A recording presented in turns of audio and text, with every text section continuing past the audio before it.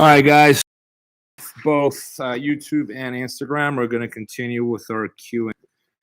I'm going to give you guys a few seconds to tune in and start asking questions. That's what we do here. Normally it takes a couple of minutes for questions to start coming.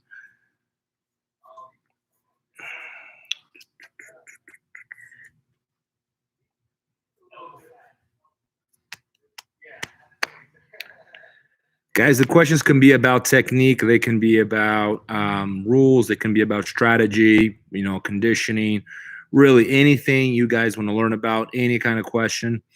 I understand a lot of our audience is in Brazil as well. So if you want to ask in Portuguese, go ahead. Or any other language that, I can understand Spanish. I can read a little French, Italian. If you guys want to ask those questions too, that's fine. But yeah, most of the questions tend to come in English.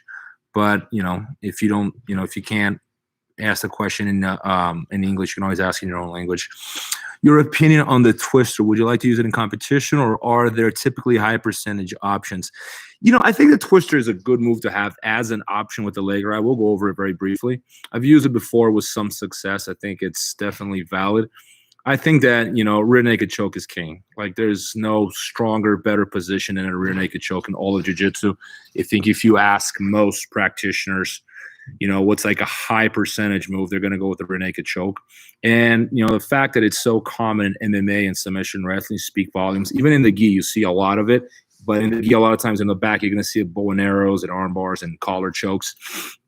But you still see a lot of rear naked chokes, right? So it really is one of the strongest positions in all of jiu-jitsu. So to me, I always prefer that over the twister. With that being said, I think it's valid as a threat, as a transition from the banana splits, right, or the calf slicer to the back onto the rear naked choke, if that's what you want to do, right? The twister kind of sits in between those two. So I'll show you guys briefly here on how to do it and what to be looking for and what to be avoiding. Just remember, IBJJF, this is illegal. Most jiu-jitsu rule sets, this will be illegal. So make sure you can use it as a transition. Just don't try to finish your opponent because it's a neck crank. And if you neck crank someone in competition, unless it's ADCC, you're going to get disqualified. Like, ADCC is the exception to the rule, okay? I think some of the submission-only rule sets will allow it as well. I'm not sure, but, most tournaments won't allow it, just so you guys know, okay? So whenever I'm attacking my opponent's back, instead of having like a tight seatbelt sort of control, there are ways of like favoring the lower body control. So what I'm going to do is I'm going to create, if I have this connection right here on his leg, like this is good enough for what I'm going to do next, right? A lot of people like to use like that lockdown on the leg and they turn this into a leg ride. Here's the problem for myself, at least for the leg ride here, is a lot of times if I'm a lot taller than my opponent, I keep missing the foot at the end. I got to sit really close to the knee to get a good lockdown. So this is a case where long legs actually work against you. But the idea here is to have absolute control of his hips, right? So like, I'm the one moving max. I'm not even using my arms. Look at that. Okay? And at some point, I'm able to swim my way inside that hand. And what happens when I do this, because his hips are locked, his movement is very limited, right? So if I can reach around, you never grab the neck, right? I'm going to give you a little hand. You always go with the back of the hand across his face, connect, tap, and that's the submission right there. Because once I get this arm over his neck, he's stuck. Like, where is he going to go? Right? He can't really defend his neck with, he can hand fight me with that free hand there. It's not going to do much, right? I don't put my hand here. I go across his face, across his ear. S grip, because it's a little bit longer, especially if you have shorter arms. You could go gable grip too if you can't connect, but generally speaking, this will be longer. But the important thing is that I have control over the leg here, right? See, I have like that leg right. This should just press lower power mode there for me, Max. Okay. Right? So I mentioned, so if I with or without the leg right, I'm really close to the neck here, right? Can I go for the rear naked choke? Absolutely. The rear naked choke is right there. But as I mentioned, I have to lower the screen. Just pull the computer screen down a little bit, Max. Just a little bit. There we go. Okay. I can always transition from here, right? So if I get this guy right here and I have this control, I can always go for his lower body. So now I'm attacking the lower body, maintaining that same leg control. So you see how I stretch his leg on that leg ride? A lot of times you could do it with one foot. It's not as tight, right? This is always going to be better. But like I said, because I'm taller than most people I grapple with, a lot of times my legs are like too far down their ankles, right? When I attack The banana splits here, it's important to keep his knee bent. I've seen a lot of people attack the leg straight here, and this makes it a lot easier for him to escape, and it's not as painful. I always got to bend the knee. So I always trap it with the arm that's not in the middle. So this arm right here is the one I'm going to control in the knee, the one that's closest to his head. I wrap 1, 2. I got to control like a Kimura, and I stretch. A lot of times here I'll disconnect and step on my own ankle to add that pressure. That's one option. Then I can always go for the calf slicer here as well. When I go for the calf slice, it's very important I don't stick my arm in the middle there because Max can arm bar me. So what I do is I normally tuck my elbow behind his butt. See how my elbow is hidden? So if Max wants to try to arm bar me now, there's nothing there. He can grab my forearm. You can try to pull there if you want, Max. I'm not worried about it. And I'm able to go for my calf slicer. I'll give you guys an important hint here on the calf slicer. You got to roll your knee into the calf. Try not to have your kneecap up. What happens with the kneecap up is a lot of times you put pressure on the outside of the knee and you hurt yourself. So if I'm here and I lock that triangle, I pull and hold, give it a little arch, and your shin's got to be immediately on your opponent's calf. That angle is very important so you don't hurt yourselves, okay? All right, so that was a twister question. What is your favorite escape from 50-50? That's a good question. Like in terms of 50-50, there's a lot of different ideas. I'll show you guys some basic ones.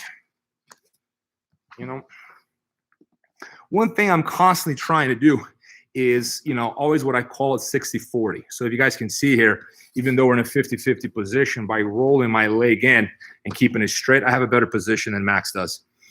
It's better because he's going to have a really hard time attacking my foot. Okay, because my right toe's on the ground. So it's even when heel hooks are available, this is going to be a little bit hard because if Max wanted to attack the heel hook here, he's going to have to bump my foot to the other side, which is a fight. I'm not going to, I shouldn't let him. I should be hand fighting him, trying to escape. So this is one option, right? And by staying heavy here, the other thing that happens too, it's hard for Max to come up. So if I say, let's say Max needs to score 2 points, or he's trying to prevent me from scoring 2 points on him, and you try to come up there, Max, like he's stuck. You guys see that? Like I stay heavy on my side here.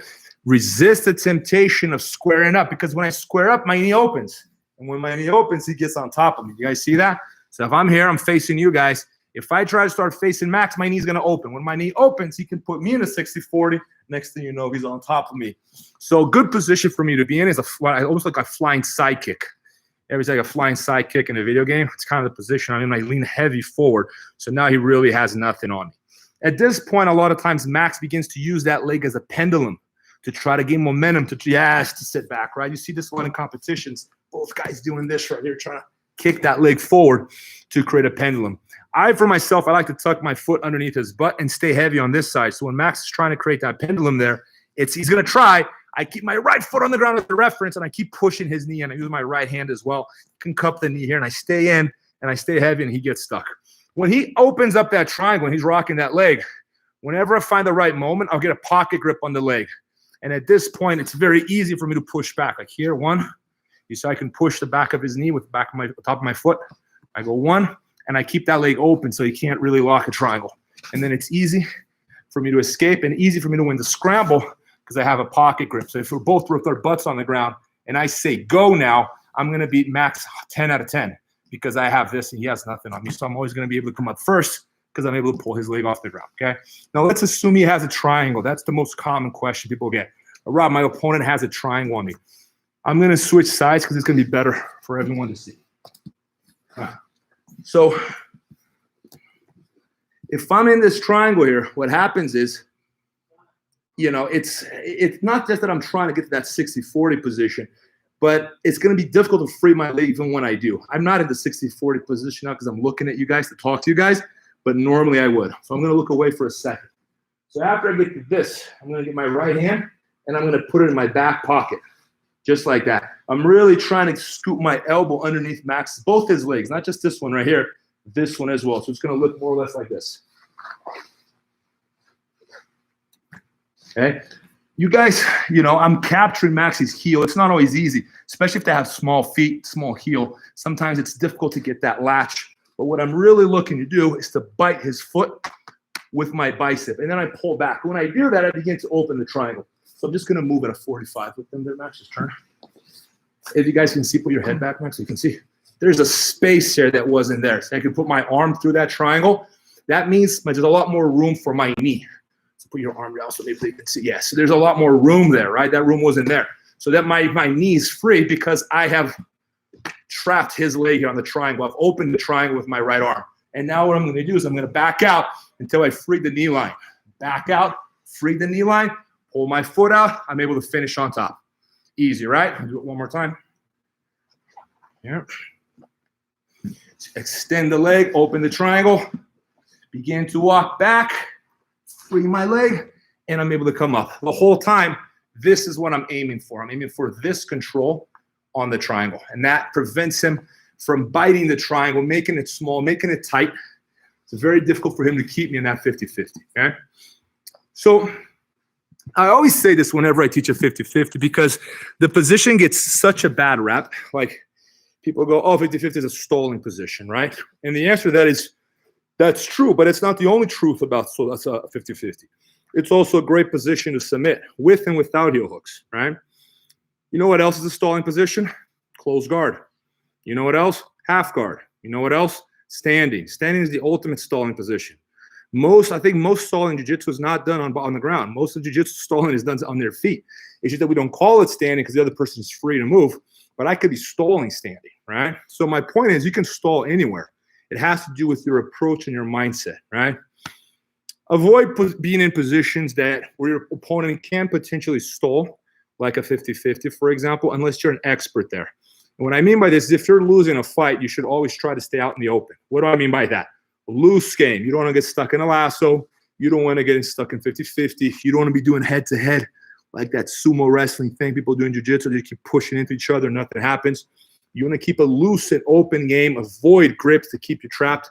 There are some grips that really get you stuck in position. It's hard to move. Lasso, case in point. Avoid a deep half guard because it's not always easy to get out of there. So you want to stay loose and open when you're behind, right? People that are winning tend to lean to positions that are more of a stalemate and they're hard to get out of. So you got to pay attention to these things in competition. And in either case, no matter if you're ahead or behind, always have that submission there. A lot of times when you're winning, that's the best time to submit your opponent. And the reason for that is because your opponent, when he's losing, he's going to take a lot more chances. He's far more likely to make mistakes when he's losing, okay? Or she is losing.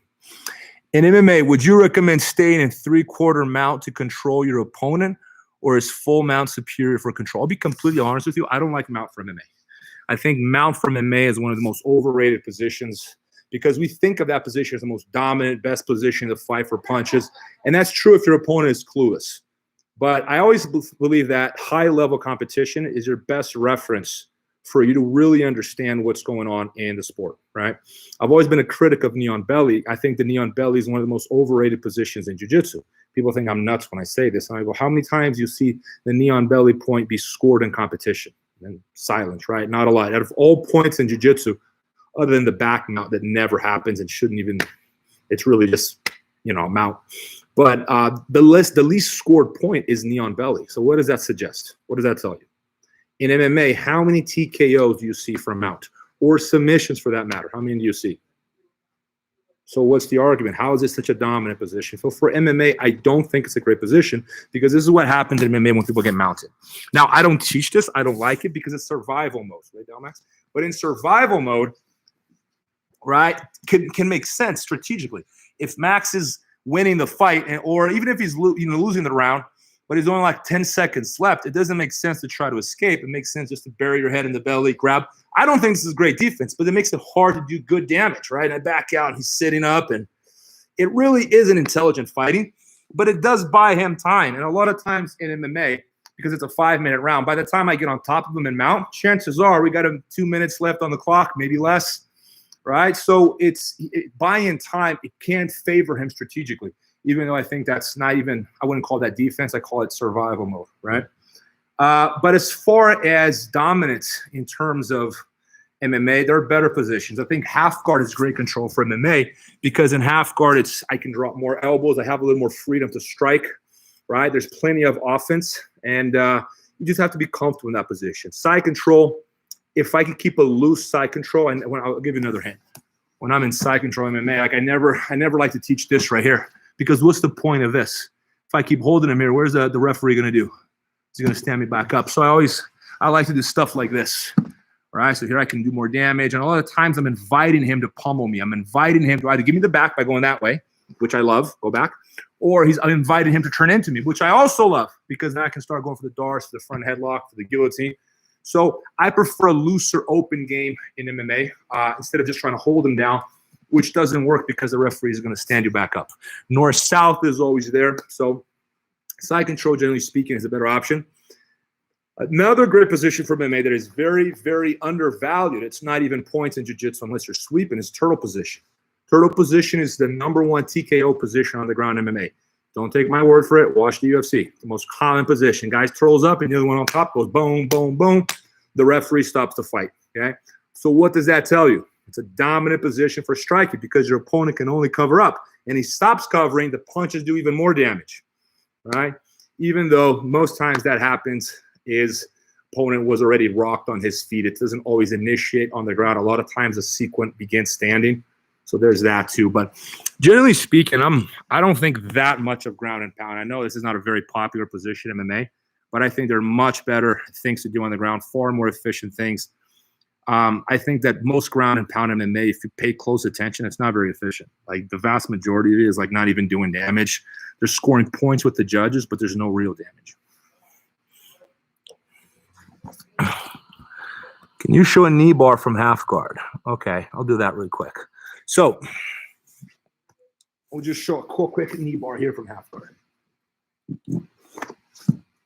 So whenever I'm playing, let me just pull the screen down a little bit so you guys can get a better view. All right. So whenever I'm playing my half guard here, you see how I bite his knee and I pull his ankle out, like I'm putting a little pressure on the inside of his knee. And what that does, it forces him to, makes it hard for him to square up with me, right? So when I go underneath him, I slide my left leg past his knee line. So as you guys can see, his kneecap is more or less where my belly button, a little bit below my belly button, right around my pelvic bone. I don't quite have his knee yet. So his heel's pointed up to the sky, which means that it's going to be easier to sweep Max. It's not unusual for Max to try to pull the leg out. And when he pulls the leg out, he straightens the leg for me. So now his kneecap is immediately below my belly button.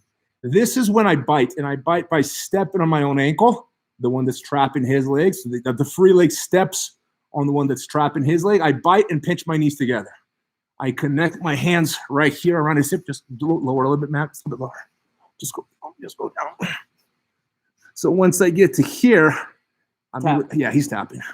So it's very subtle, and it's not easy to get that bite, but I'm going to go here. I pin my knees up. I connect my hands. Yeah, and I'm bridging.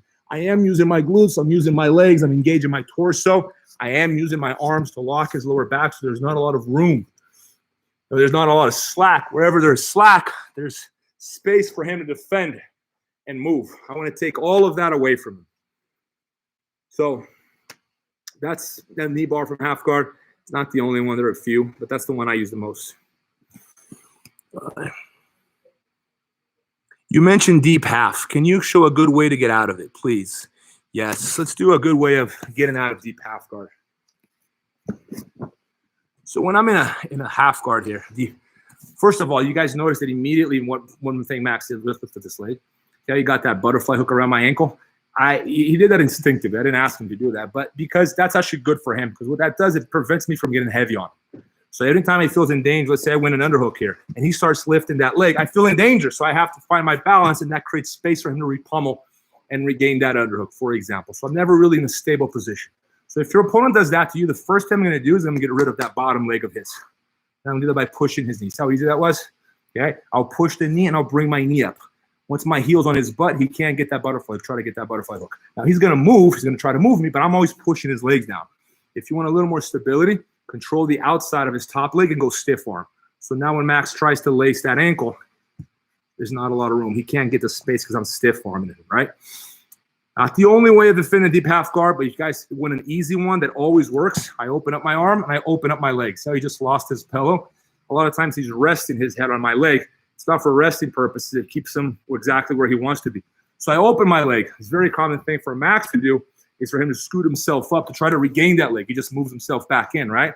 So when I move out, I'll frame his face with my forearm. I can't push his face with my hand, but I can push with the forearm. And then I'll move myself over to the other side very comfortably. I'm sitting on my left shin, all right, on my left foot, and I move over to the other side. At this point, I switch grips. I maintain the stiff arm because he's still going to be trying to use his legs against me. If I can always maintain a stiff arm, it's very hard for him to capture my ankle. Right hand goes underneath his armpit over here. I don't want to go around his shoulder. I want to go underneath his armpit. So his arm, just lift your arm so they can see where your arm is. I'm going to go in front of it with my right arm, put my elbow on the ground. Got it. So once I'm here, it's very easy for me to pass. I just got to keep my foot free, and I'm going to move into side control. So long story short, when I'm in deep half guard, my favorite way of defending that position is switching from one side where the deep half guard is to the other side, and I do that by avoiding those butterfly hooks that he's going to get around my ankle. I do that with a stiff arm, and I'm always moving myself up towards his head. You know, in a deep half guard, you got to remember this. I've never seen, suppose that, let's say Max is laying down in a deep half guard here, right? I've never seen anyone get swept that way. Over, let me go back to position. Like, let's move down. Let's move down, Max. Okay, I've never seen anyone get swept that way. In all my years in jiu-jitsu, the sweeps in deep half guard, they're normally going to come this way. They're going to normally, the most common one is that way, and sometimes that way. I have never seen anyone get swept that way towards Max's head. So what I do is I'm constantly I even sit on the ground when I do this. I just lean over, okay, on this side, more towards you guys. Because if I lean that way, he might be able to come up, right? I don't want to put both my butt cheeks on the ground when I'm saying, so I'm always moving over here, and I'm stiff arming him, and I'm safe over here. So when I move towards his head, I'm always safe. Okay, just moving in that direction throws him off. He doesn't like that. He would much rather me just trying to keep my weight centered. So when I'm in a deep half guard, long story short, I do not keep my weight centered. Okay. All right, we'll get a question here from Instagram as well. A lot of questions. Yeah, sorry guys, there's a lot of questions here. I will. When opponent hooks the De La Riva hook leg. De La Riva pass when opponent underhooks the De La Riva hook leg. I think I know what you're talking about. Lay down. Yeah. So anytime, let's just switch sides. So if I De La Riva here, Max gets that lock right there. What this does, it connects him to me. So no matter where I go, he's connected. And if he's doing a good job chasing the back, this can be very, very annoying, right? So other than preventing the position, which is always your best option, there's a few other things I can do from here. I can start, if I can beat this leg, I can actually turn this into an offensive position for me. So I just have to make sure that I'm always getting underneath Max's legs here. I can do this by reaching. This is one of my favorite attack from here. It's a great way of defending the berimbolo too. Is my right hand is going to go on his hip flexor of his right leg. So I reach across and I grab his hip flexor. I just dig my fingers in front of the pants. A lot of times where the tag is, right? And when I do that, what I'm going to do is I'm going to sit on his hook. So he has this De La Riva hook, and I'm going to put all my weight on that hook. Just move your arm out so you can see. So that's what's happening there, right? I got the hip flexor, and I sit on his hook. I'm going to try to do this in slow motion, but I kick off the ground with my left, and I lock a triangle. So when I lock a triangle and I fall, just turn Max to 180. Can you just turn for me? Yep. Keep turning, keep turning. Keep turning right there. Okay? This is where I'm at. So his De La Riva really puts on the calf slicer. So the De La Riva works against him, right? So a lot of times when people do that, it's good and bad because it locks him to me, but it's also bad for the same reason. It keeps him connected. I just have to switch directions and put him in a calf slicer. So anytime he's playing that trapping De La Riva, I'm always doing this. And the second he starts like spinning my back, I dive underneath him. I sit on his shin.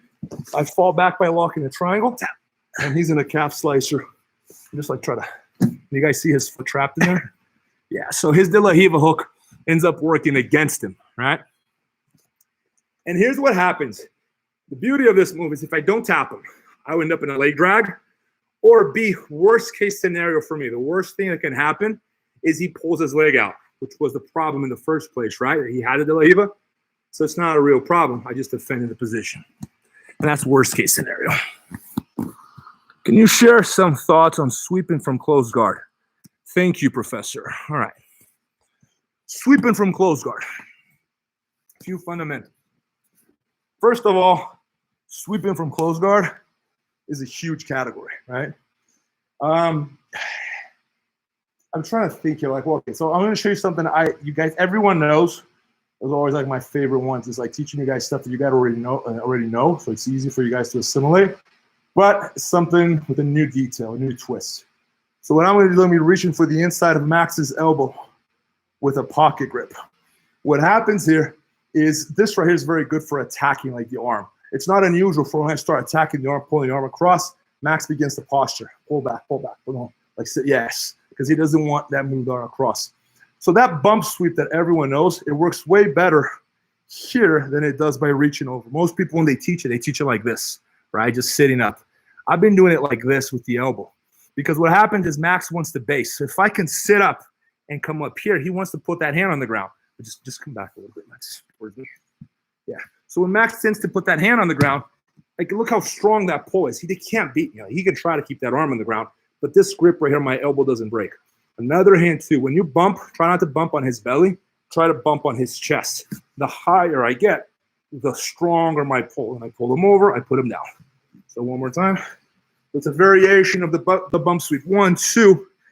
And from here, I'm going to go high. He'll try to put his hand on the ground. I'll let him. I like him putting his hand on the ground because I know he can't beat me, right? So I get him over every single time. So that's one idea. Probably my favorite closed guard sweep of all time is this one right here. Also with the pocket grip. I'm a big fan of this pocket grip. It's probably my main attack in closed guard. I'll let Max stand up. You guys all seen this before, but he did ask for some details on sweep. So I'll try to move myself as close as possible to this ankle. I'll bring myself in. The more Max lowers himself, the more he makes himself vulnerable to sweeps over the top of my head, omoplatas, triangles. This works best when he's trying to posture. So if you lift your head up. So what I'm going to do is I'm going to sweep that foot off the ground. Now pay attention at my legs. My legs go like that. They open. I just open my legs. I see this leg right here moving. It's about to buckle when I pull this together. And Max goes down. I'll do it one more time. It's sort of like a waiter sweep. I think that's what they call it in Brazil, at least. I'm not sure what they call it here. I think you have that same motion of the waiter sweep. Here. I connected the foot. Right, so I'm going to pull his elbow back, and I'm going to bump. But look at my hip motion. You see Max's legs opening? I do all of that together. And I just split my feet so he doesn't land on top of my crossed ankles. It's easy for me to pull myself up because I'm pulling myself off his arm. So it's easy for me to come up into a mount, okay? All right, guys, we got time for one more question before I let you guys go. Yeah, that pocket grip is gold, man. I highly recommend it. Got a situation, some Paulo pass from closed guard. Go-to situation. That's a good question. I've been stuck there before. I use that pass a lot.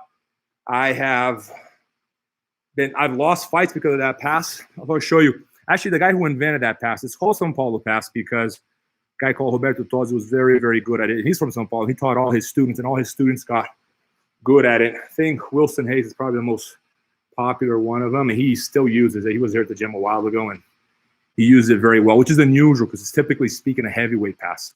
But it's basically this right here.